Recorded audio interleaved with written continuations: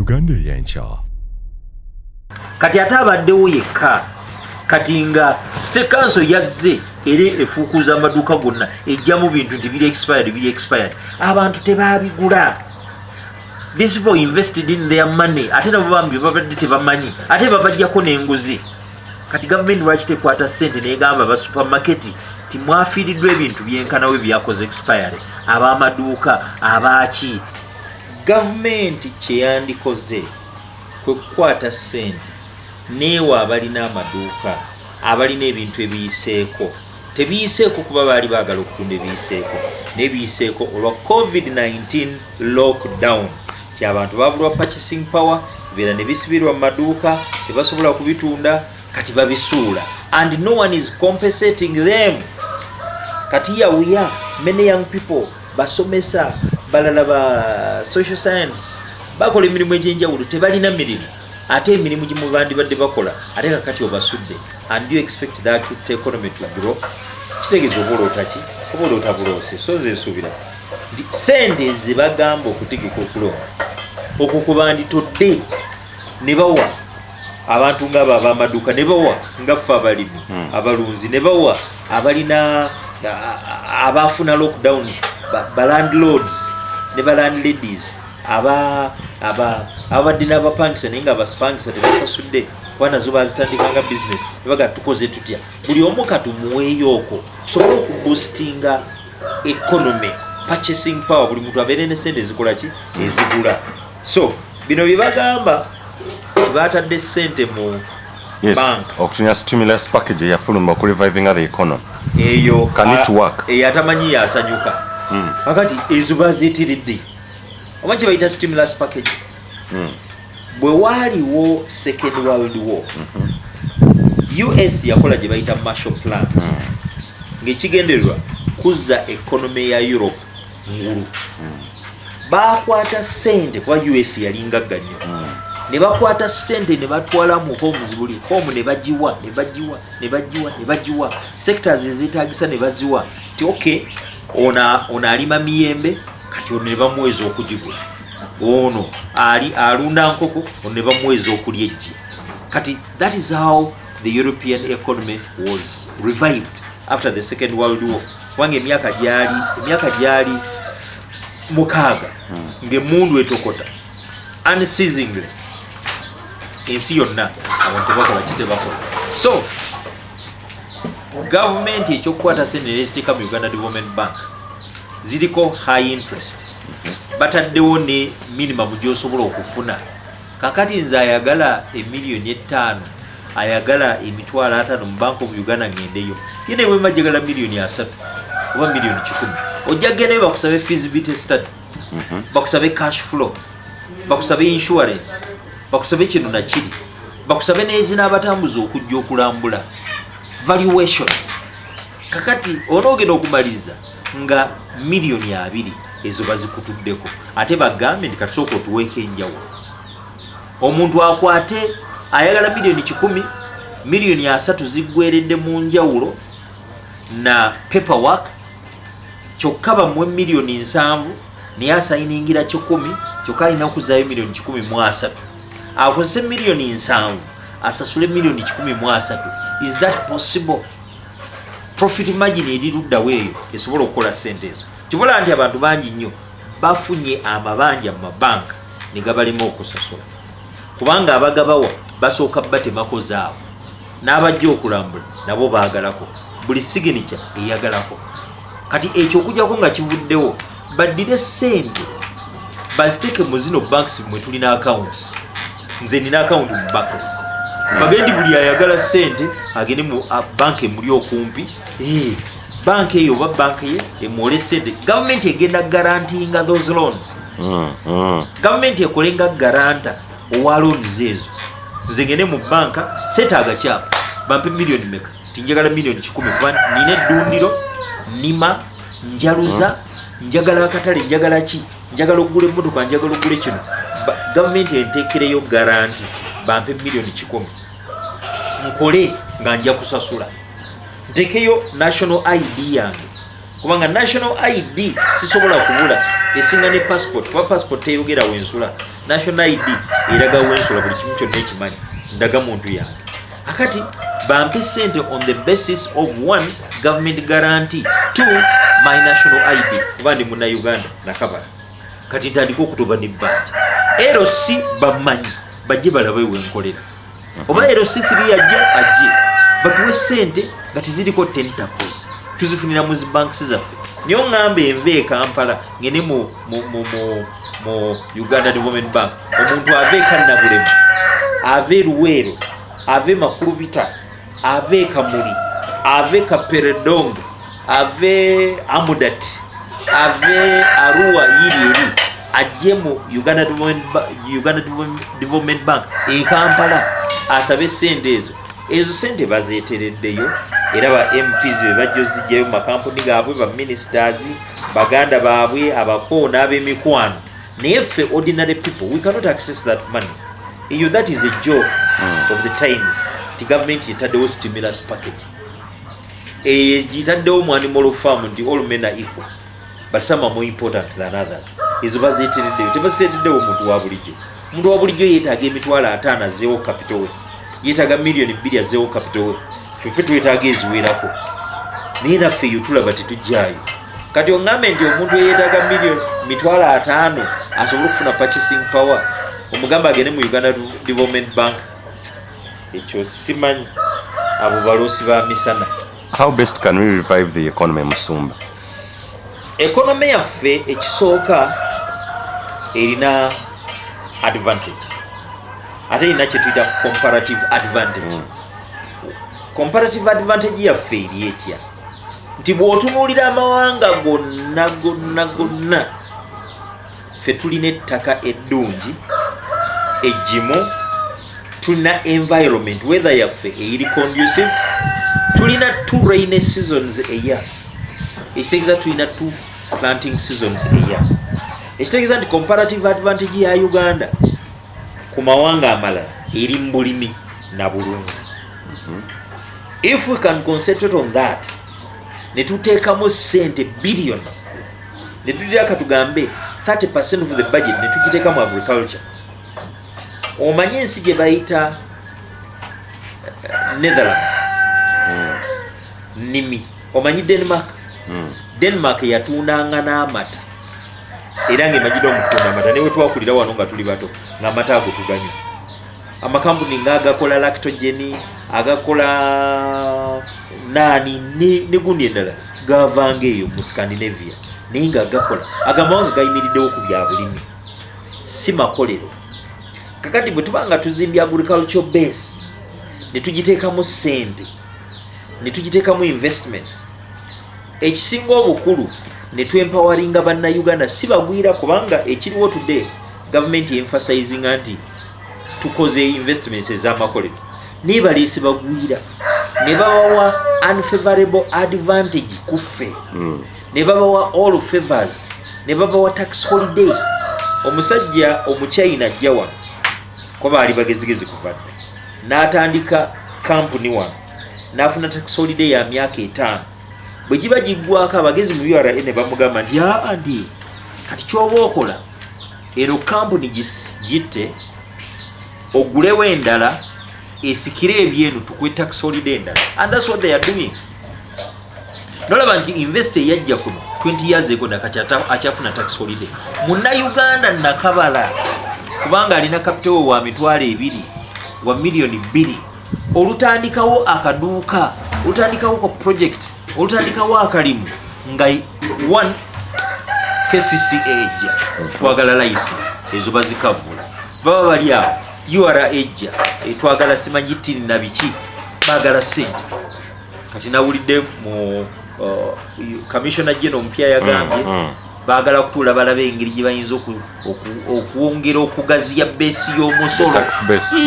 Bano nabo babbi singa bagusolooza ne baziteeka mu byetaago byaffe. Nomwa nnyo nti during COVID-19 omuliri gw'ensimbi gwe basoloozezza balidde muliye. Actually oyinza okubala mu COVID tufunyeemu ki? Amawanga amalala galina kigabala. Fe we have nothing. N'abagwira ze batuwa tuziridde tuzibye n'abantu ze basonda out of goodwill zibbiddwa. Kiruma era kiruma omugwira ajja wa n'afuna advantage ku Munnayuganda. Kyokka nga ate ye amagoba gafuna agatwala bweru. Olaba Trump agamba nedda tulina okuzza emirimu eka, jobs home, Americans must work. Lwakuba nti COVID yabatabangudde naye abadde akikoze. Ffe tuyinza tutya ogamba nti let foreigners come batwale emirimu gyaffe ffe abaffe tu exporting abaana into slavery. Oba otegeera noga simanyi you keep licensing labor export farms, no licensing modern slave trade in this era. Batwala abaana bo bagenda balina essuubi batuuka eri balajana tosobola nabajjayo. Nnyonyi mbekeza akava mu Bwarabu nga zireeta Bannayuganda bye batunda mu slavery during this COVID. Tewali kyokka Sam Kutesa yakomyawo wano family ye and everybody looked on. Waliwo lockdown, ennyonyi ye bagikkiriza nejja neereeta. So and we are all Ugandans and you think we are the same? Constitution yaffe baginyooma noginyooma egamba nti Bannayuganda ffenna twenkanankana. We are not equal, we are equal under the law. Which law? Constitution bagimenye left, right and center. So nze ndoza these people are not serious. Kyekiseera banne Bannayuganda ze mbagamba akalulu tekajja kusolvinga problem ne butuna akakuba emirundi 10 tekajja kusortinga problem bwe tulowooza ku solution. 2 economy yaffe okugirivivinga tulina okulaba nti tuzimba Munnayuganda kuba yatajja kuva wano. 1 tuteeke ssente mu agriculture. Si busente buno simanyi batugamba simanyi 1.3 trillion bakwate 10 trillion shillings tizo za agriculture baziteke mu mabanka getutuukamu. Oba olunda nkoko oba olunda nte oba olunda mbuzi oba olima kasooli oba olima ki here n'abasobola obbigula ezo sente tuzigyeyo oba bazituwanga grant oba zituwanga loans naye tuzifune tumanye nti kati tugenda kuzimba kintu kati tusobole oku adding value to what we are doing. Bw'onooba tukola value addition n'oba ng'okyafulumya ttooke neryengerera ku musiri neryengerera mu kkubo tosobola kukola menvu tosobola kukola mugaati gw'amatooke. Look, tuyinza tutya okubeera mu Uganda nga tunywa omubisi gw'enjuki oguva e Dubai terunda njuki. Tuimportinga tutya omubisi gw'enjuki okuva e Dubai tufijoka exporting ayo mubisi. Ndoze ekyo Minister kyadeyogerako Minister of Finance ne Matia Kasaija nti ebintu ebiri agriculture like such okubyongerako ddala omusolo ebyo nga byoyogerako bwe bityo okwongerako omusolo. Matia Kasaija naye can't it work out? Look, the best is to ban these imports. Sikwongerako omusolo. These criminals they evade the tax. Government ebisolo gyonna bagiwa. Zinakugambye tax evasion is so easy. Omusajja aleeta ebintu bya million 5 ne bamugamba agenda kusasula omusolo gwa million 3 n'atuula n'owa revenue n'amugamba nti omanyi nti omusolo zino million 3 zogenda okwambu agumu it's arbitrary sasula million 3. Omusajja n'akaba bannange badde nsaba kunsalirako zisene nnyingi kyokke onoosobola mmeka timbadde nsaba nsasule million 10 million 10 sasula 15 naye kati kyoba okola 5 geno gasasule mu banka ga government 10 kitwale wali eri kati kyo bagenda okulya bano tiimu chain eyo ey'ababbi mu revenue authority. Omusajja n'asanyuka nti abadde agenda kusasula million 3 kati agenda kusasula million 10 mmeka mu 5 naye ekyamazima government egenda kufunako million million 10 gana agabbi gwe gagendo ziri. That is where we are. So kati kugamba nti Matia Kasaija manyi nabo tebalaba ate Matia is a friend naye nabo tebalaba. You see buli lwokola omusolo ne gubeera high oba encouraging okuivading omusolo kwe kugwewala tax evasion. Tax ennungi eteekwa okuba 1 affordable eteekwa okuba 2 collectible. Nti bagamba okuwa tegumuluma gguwa ate n'agusolooza tegumukaluubiriza naye bwe gunaabanga gunaabeeramu emisinde nga bw'oŋŋamba okusasula n'ekirala nsobola okuwa enguzi nsobole okusasula omutono andese ku mutono ogutankalubiriza abakola ki abasinga so nze nsuubira tuteekwa okupromotinga bubu eya Ameri yakyambadde mukwano gwange buy Uganda build Uganda simple common sense tuyinza tutya okuleeta enkoko eziva ebweru tuzitune mu supermarket nga naffe tulunda enkoko tuyinza tutya okuleeta amata g'obuwunga agava China nabwa tugatunde wano nga naffe tulina ente tuyinza tutya okuleeta tuyinza tutya okuddira beverage industry netugijjuzaamu amakampuni g'abagwira galeeta chemicals kuva India galeeta chemicals kuva America Coca-Cola, Pepsi-Cola n'abalala nga tulina emiyembe tulina obutunda tulina emicungwa tulina grapes tulina ebintu ebisobola okukamulwamu omubisi. What happened to Masaka Cooperative Union Factory eyakolanga omunanansi tulina pineapples nero tusobola okuimportinga chemical eyenanansi okuva ebweru nejja wano tugitabule mu beverage industry tugitune ng'omunanansi oguli mu bucupa nga tulina enanansi zaffe ezivunira kaleerwe tulina watermelons eziwomanga meloni tulina obutunda kiki tutalina bubu buy Uganda build Uganda ekyo kyetwetaaga niyo gamba nti tubataddeko emisolo tugambe nti tewakyali kuleeta wano nkoko yennyama kuva bweru tewakyali kuleeta wano zino beverages kuva bweru tewakyali kuleeta wano mmere ya mikebe eva bweru kyetwagala wano kiri eki twagala bikoledde tuliyindako tuleete tutya wano emmere y'enkoko ng'ekolebwa Netherlands tuleeta tutya wano emmere y'enkoko ng'ekolebwa Belgium mbu baleese pellets baleese concentrates pellet eba yeetaaga ki wano pellet teyeetaaga kasooli wa wano teyeetaaga soya wa wano teyeetaaga mukene wa wano teyeetaaga brani wa wano teyeetaaga cotton seed cake wa wano teyeetaaga gundyani teyeetaaga teyina kyeyeetaaga wano kyeyeetaaga kiri eki kugireeta kugitunda nkoko kuziri economy ya Uganda eba ejyongeddeko ki omulimi wa Uganda aba afunirawo talina tu bwe tutuuka ku concentrates ne baleeta wano concentrates kitegeeza shells za wano omuvubi tajja kufunamu fishi tajja kutunda omulimi tajja kutunda cotton seed oba akola bano abalima pamba tebajja ku encouragingibwa n'ebirala kiringa bulaba wano ne baleeta emivumba gy'engoye fo kyokutugamba tulime pamba tuzeewo ginaries pamba asobola okuvaamu engoye pamba asobola okuvaamu butto asobola okuvaamu emmere y'enkoko and we are not doing that. We are simply importing. Era wewuunya bano abantu baba basomerawa they are fools. Nolwekyo taxes okuziteeka ku imports si a solution kuwera bivudde bweru tutandika okukola ebyaffe tusooke tusatisfying a local market webifuukawo to exporting. That is the best way forward. Naye okugamba nti tugenda kukola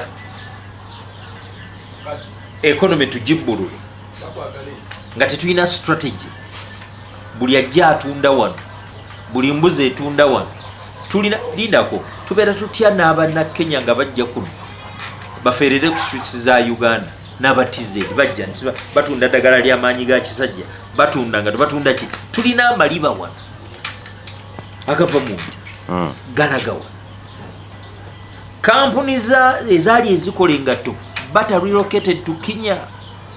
Kayondo Shoe Company yagwa zino endala ezikola bambi bagezaako bugeza tebaweereddwa busobozi kubeera na advantage ku foreign influx ey'ebintu ebiva ebweru. So nze ndowooza and this is what I highly believe nti tulina kupromotinga bubu kati buli kyetukola kyonna buli policy eyo nejja tuteeke ssente mu local production ate tupromotinge bannansi abagwira omugwira bw'abazze wano okuinvestinga tumugambe bwe tuti omugwira yekka gwe tukkiriza wano yagenda okuteeka ssente bannansi mwe batasobola kuteeka ssente. Teeka ssente mu mazzi, otambuze amazzi, oba olizijjayo oba tolizijjayo, that is up to you. Amazzi gabune embyalo. Teeka ssente mu masannyalaze, teeka ssente mu mining, teeka ssente mu kudevelopinga tourism, teeka ssente omwo. Naye ogamba nti ajje omugwira ajje wano naye akola efaamu erunda enkoko. obubaka bw'obusembayo eri bannayuganda. Cry the beloved country, sokoleke gwe. Cry the beloved country. Omugwira najja wano alunde enkoko, omunaku wange munnayuganda ze yandulunze little capital naye afune ssente. Oba otegeera? I think there is a problem with our technocrats, with our policy makers. The best is tugaane abagwira okuteeka ssente mu bannansi bye basobola okuteeka mu ssente. Tubagambe bateeke ssente mu bintu bannansi bwe batasobola kuteeka ssente. Bajje bazimbe enguudo, bakyajinga emisolo gy'enguudo.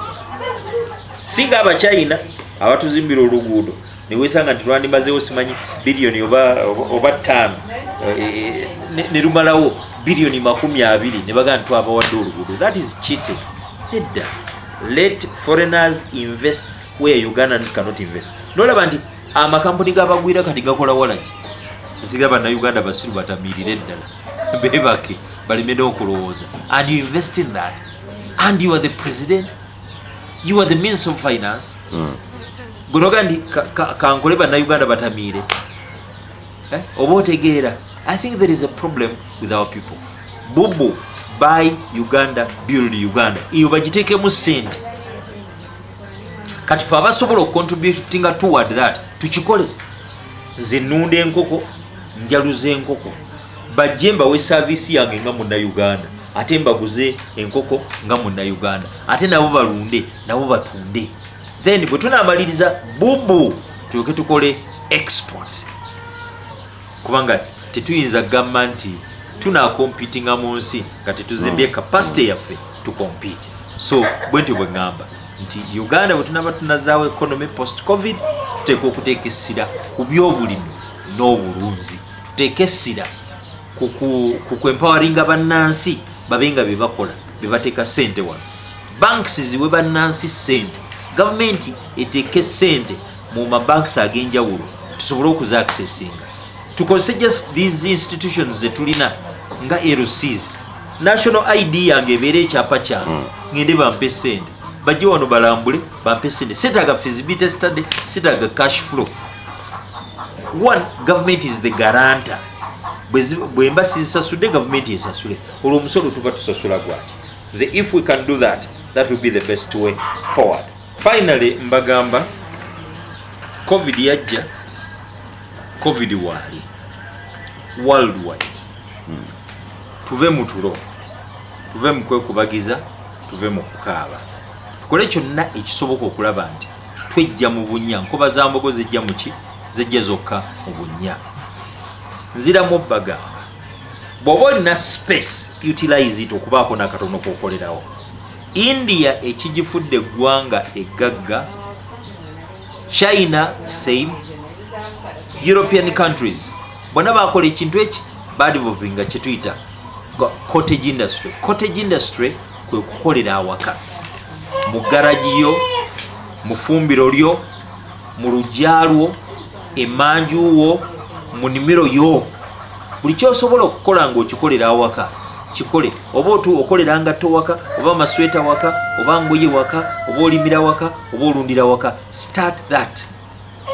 Post COVID tubeere nga we are producers, not mere job seekers. Ate abaana basomye mbakubira omulanga bangi mwasoma with very high expectations nti emirimu gyegiri, ne mumaliza ne mufuna the disillusionment of your times.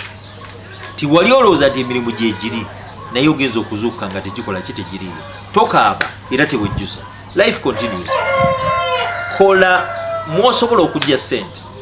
Tobba, toyonoona budde mu betting, togenda mu gambling, nekola kye tuyita meaningful. Osobola okujjamu ssente.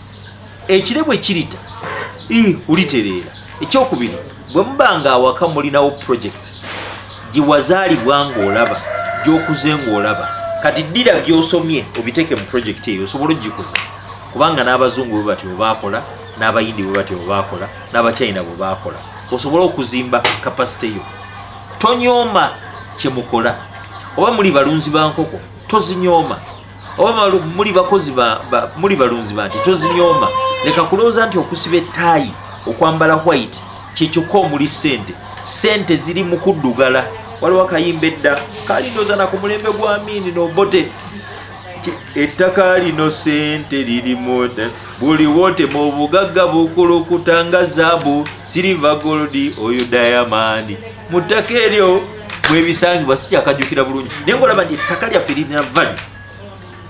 You can add value to your land likozese utilize it. Lekera okulowoleza mu boda era kansubire nti muyize essomo. Boda is not an investment, it's a liability. Emmotoka is not an investment, it's a liability.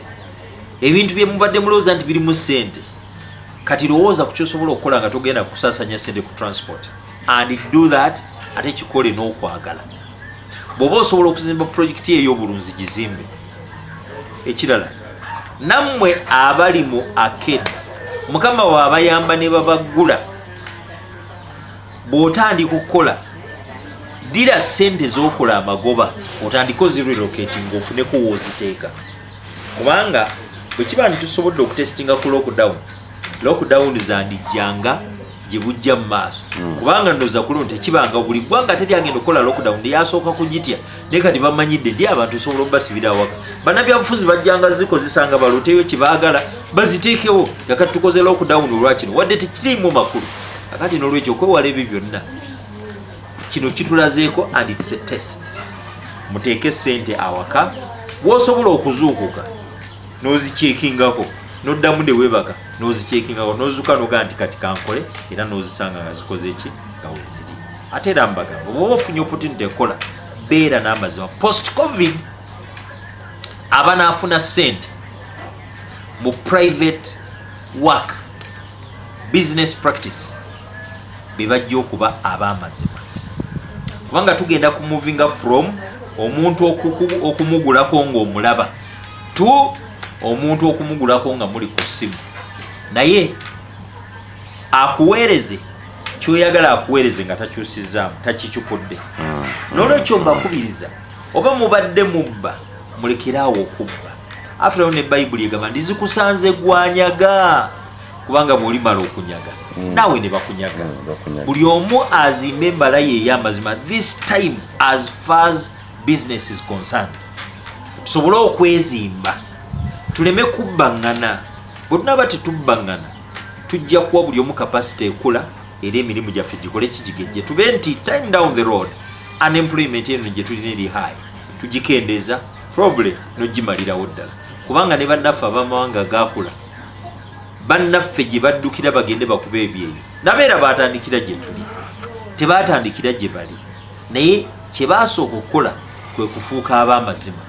Kyomuzungu bw'omukubira n'agamba nti ajja kukuwa ekintu era akikuwa exactly nga bwe mwalagaana tekikwetaagisa kubeerawo okugula ekintu naye wano ewaffe ekimu ku bwavu nti olina okugenda osooka omala okulaba ebintu bye bagenda okukuwa oyo transport omwono n'essonga gandibadde magoba ate olyoka oleete kyebintu kati ekyo n'olwekyo bannayuganda bakubira omulaga mubeere ab'amazima. Nammwe abali mu bitongole bya gavumenti abali mu departments za gavumenti mu gavumenti mubeere ab'amazima. Bwe mubba eggwanga mu discouraginga nnyo bannayuganda okuwa emisolo kubanga bagenda ne bagaa ye tuwagwaki era bajja kukola ki bajja kugubba. Bannaddiini bwe mufuna opportunity okujjayo okuddamu okuggulwa mulekeraawo okuteeka obwesigwa bwammwe mu President Museveni wadde ye katonda wammwe naye ate katonda ye katonda mwe mumufudde katonda kuba mwagala omumufunamu abakuume n'ebikolobero byammwe abawe emmundu abawe obukuumi. Naye nze nsuubira nti let us shift from there. Buli omu yeesiivinga alabe kyekituufu okufera abantu oba kyekituufu okulekerawo okufera abantu. Ate mwe bannaddiini clean yourselves bannammwe mubamanyi abali ebisiyaga abafera abantu abakwata abakozi abawuddisa n'abaki naye bwe muddawo ne muwoza nti simanyi ate bwe tunaagira ebintu ate tumenya omubiri gwa kristo. Omubiri gwa kristo be babbi be mulina oba be bano abantu aba bulijjo abakosebwa. Lwekyo mwegendereze ku decisions zammwe. Mwenna mbenkalejinga okukola ate akole n'okulya taakolenga ki taalyenga. Weewaawo mukaabye mufunye ebizibu bingi. But even then, nekijja, however bad, kijja n'opportunities. Nzikakasa, the COVID-19 aleese opportunities ennene era empitirivu. Beera mwesimbu olabe oba to harvest. Be truthful, be honest and see if you'll not enjoy the fruit of the land. Nawe lumu otuulogamba nti Mukama nkwebaza okumpa amazima kubanga amazima ate gantuusiza wano. Mukama abampeera emikisa mukole muleme kusula ku malaalo kubanga mwafiirwa ebintu ebyafiirwa tebikyadda. You cannot change the past. You can do very little to change now, but you can do a great deal to change tomorrow by the decisions and actions you take now. Tolina kyoyinza kukola kukyusa byayita. Obwayise bwayiika tebuyoleka, tosobola buyola. Kitono nnyo kyoyinza okukola okukyusa embeera eriwo, naye ate osobola bulungi nnyo okukyusa gy'olaga future yo. 1 ng'okyusiza endowooza yo, 2 ng'otandise n'okutambulira mu kkubo ettuufu erikutuusa gy'oyagala okulaga. Mukama bankomye. Uganda y'enkya.